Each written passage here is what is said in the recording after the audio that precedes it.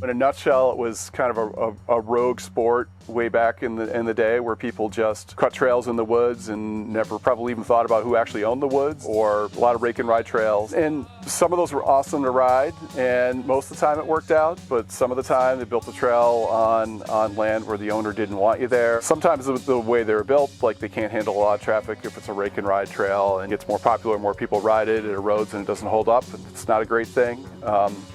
But access, you know, I mean, you lose access to trails if you haven't kind of done the groundwork ahead of time to make sure it's going to be lasting.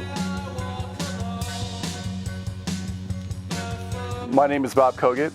My day job is an engineer where I do research and development in optics. I live in Waitsfield, which is here in the Mad River Valley of Vermont. What is the Mad River Valley? And it's a couple of communities, right? It is. It's probably good 4 towns. So it would be Warren, Waitsfield, Fayston, and Moortown, and then maybe a little bit of Duxbury, which would be like, you know, so 4.5 towns. And it really defines the watershed where the Mad River runs. So it's between, you know, the main ridge of the Green Mountains that Sugarbush and Mad River Glen are on, and then on the other side, it's I should remember the name of the ridge, but it doesn't have any developed ski areas on it. So we're nestled in this little valley in the river valley. So it's kind of got the community's got kind of one identity. You know, people don't think about whether you're from Warren or Waitsfield or Fayston. It's, you know, you're from the Mad River Valley. I think that by now we all know that mountains aren't really a requisite part of mountain biking. I mean, there are good trails in just about every corner of the globe, but man, when you get to ride your bikes up and down these things, it's downright unbeatable. And here in the Mad River Valley, the trails are scattered across the spine of the Green Mountains themselves. There are a number of incredible trails in the region, but today we're going to focus on a 3-mile-long descent that drops just over 1,000 feet from the top of Swell Hill to the bottom of Catamount.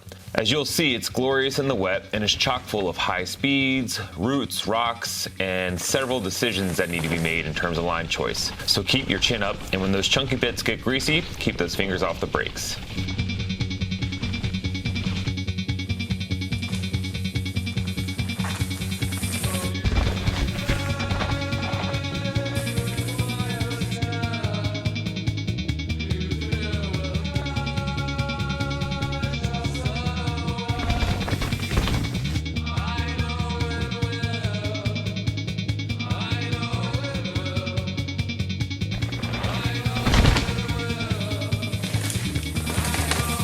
So the Mad River Riders are a chapter of the Vermont Mountain Bike Association, which is a statewide organization called, you know, pronounced VIMBA, just saying the letters out loud. And we were one of the first. The riders have been around longer than VIMBA, so we were one of the founding chapters of that. I think we started in the late 80s. So we are a all volunteer organization. It's a kind of a membership model. It's a volunteer membership. If you want to be a member of the Riders, you can join up. You're actually a member of VIMBA, with the Riders being your local chapter. We have a board of directors. You know, I've been involved with the board for about 12 years or so, and I've been the president of the board for the last 7 years. Our purpose is to build and maintain and cultivate like free public access to trails, and trails for multi-use, so not just mountain biking. You know, our trails are about a 58-mile kind of official network here in the valley. They're all open year-round, and you can run, bike, ski on them at any time, and all for free. There's no charge for that. The Mad River Riders have been doing more than just building amazing trails.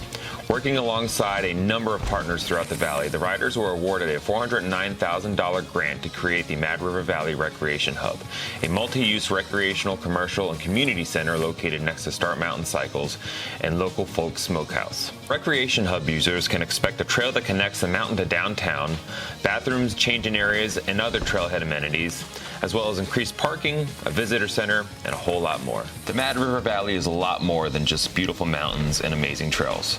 It is a shining example of advocacy in action.